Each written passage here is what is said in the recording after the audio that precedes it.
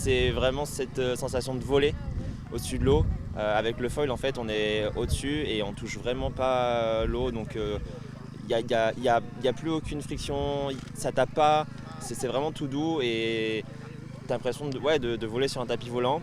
Et ensuite, la vitesse, on va très très vite. On fait des pointes à 85 km/h. Donc c'est impressionnant et tu as ce sentiment de liberté aussi qui fait que c'est génial, quoi. C'est un honneur déjà de savoir que c'est le sport dans lequel j'étais pionnier dans les premières années du sport.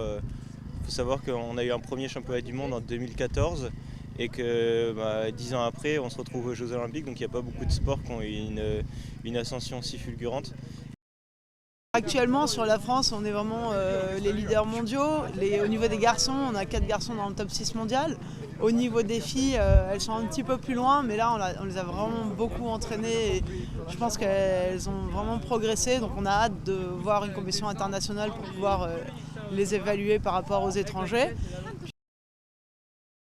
Le format, relais mix, c'est quelque chose qui te convient?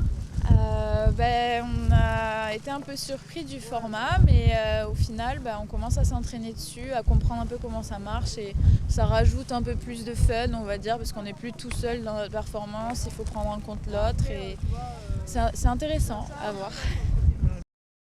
Ouais, on a un bon petit groupe, on s'entraîne souvent ensemble et on s'entend tous bien, donc les entraînements c'est que du plaisir.